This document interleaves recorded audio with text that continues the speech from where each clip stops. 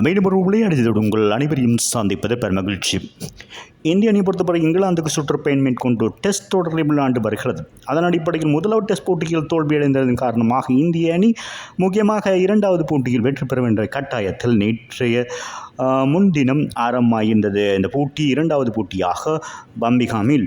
இந்த போட்டியை பொறுத்தவரையில் இங்கிலாந்து நாணய சுழற்சி வெற்றி பெற்ற தமது அணியை முதலாவதாக களத்தடுப்பை தேர்வு செய்தது. அதன் அடிப்படையில் முதல் நாள் நிறைவிலே இந்திய அணி 85 பந்தோர்களை கொடுத்து 310 ஓட்டங்களுக்கு 5 விக்கெட்டுகளை இழந்திருந்தது.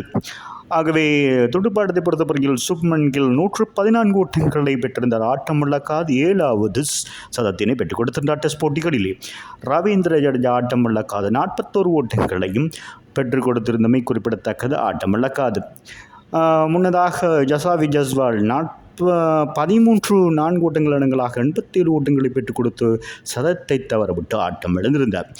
கருண் நாயர் மற்றும் ஜசாவி ஜஸ்வாலுக்கு இடையிலான இரண்டாவது கட்டுக்கான இணைப்பாட்டம் 90 இருந்தது குறிப்பிடத்தக்கது. இவர்களுடைய சிறந்த இணைப்பாட்டம் இந்தியாவுக்கு வலு சேர்த்தது. அதன்போது கருண் நாயர் 31 ஓட்டங்களோடு ஆட்டம் இழந்து வெளியிருந்தார்.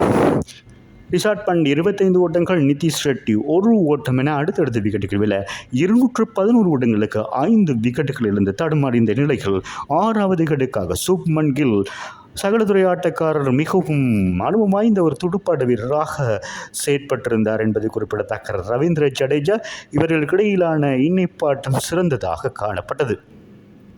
இவர்களுக்கு 6வது விக்கெட்டுக்காக 203 ஓட்டங்கள் பகிரப்பட்டது குறிப்பிடத்தக்கது. ஒரு சிறப்பான விடயமாக மாறியிருந்தது. இதில் ரவீந்திர ஜடேஜா 4 ஓட்டங்கள் 6 ஓட்டம் அடங்கலாக 89 ஓட்டங்களோடு ஆட்டம் இழந்திருந்தார். அவர் ஆட்டம் இழந்ததோடு இன்னும் ஒரு வளர்ந்து வரும் தமிழக சகலத்துறை ஆட்டக்காரரான வாஷிங்டன் சுந்தர் சுப்மன் கில்லோடு இணைந்து சிறந்த ஒரு இணைப்பாட்டத்தை அமைத்து கொடுத்திருந்தமை இந்திய அணிக்கு 500 ஓட்டங்களை கடக்க முக்கியமான காரணமாக அமைந்திருந்தது. இவர்களுக்கிடையில் 7வது விக்கெட்டுக்காக 144 ஓட்டங்கள் பகிரப்பட்டது. இதில் வாஷிங்டன் சுந்தர் 42 பந்துகளில் 42 ஓட்டங்களை வெற்றி கொடுத்து ஆட்டம் இழந்தார். ஜோ ரூட்டுடைய சிறந்த சுழற்பத்து வீச்சிலே அவர் ஆட்டம் இழந்து வெளியேறினார். சுப்மன் கில் இறுதி வரை சிறப்பான ஒரு இன்னிங்ஸை ஆடியிருந்தார் என்பது குறிப்பிடத்தக்கது.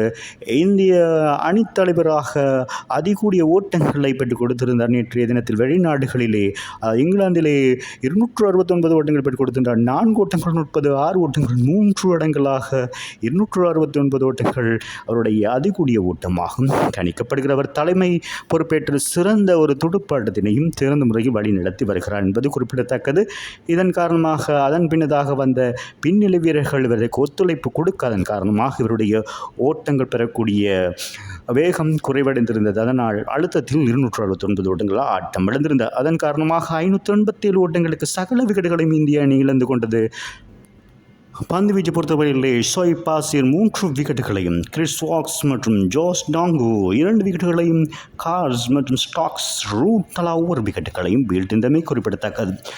இரண்டாவது நாளிலே இறுதியாக துடுப்படுத்த ஆடிக்கொண்டிருந்தவர்கள் இங்கிலாந்து அணி தொடர்ந்து 3 விக்கெட்டுகளை விட்டு கொடுத்திருந்தது. ஜாக் ராவ்லி மற்றும் பேண்டாக் 0, ஆலிஃபாப் 0 என அடுத்தடுத்து விக்கெட்டுகளை இழந்திருந்தார்கள். இது ஜாக் ராவ்லி மாத்திரம் 19 ஓட்டங்களை பெற்றுக் கொடுக்க 25 ஓட்டங்களுக்கு 3 விக்கெட்டுகளை இருந்து தடுமாறிந்த நிலையில் 4வது விக்கெட்டுக்காக அனுபவம் வாய்ந்த துடுப்பாட்ட வீரர் ஜோ ரூட் மற்றும் ஹாரி ப்ரூக் இடையிலான இணைப்பாட்டம் சிறப்பானதாக காணப்பட்டது. 52 ஓட்டங்கள் பெறப்பட்டிருந்தது குறிப்பிடத்தக்கது. இதில் ஜோ ரூட் ஆட்டமிழக்காது 18 ஓட்டங்கள், ஹாரி ப்ரூக் 30 ஓட்டங்களை ஆட்டமிழக்காது பெற்றுக் கொடுத்திருந்தார்.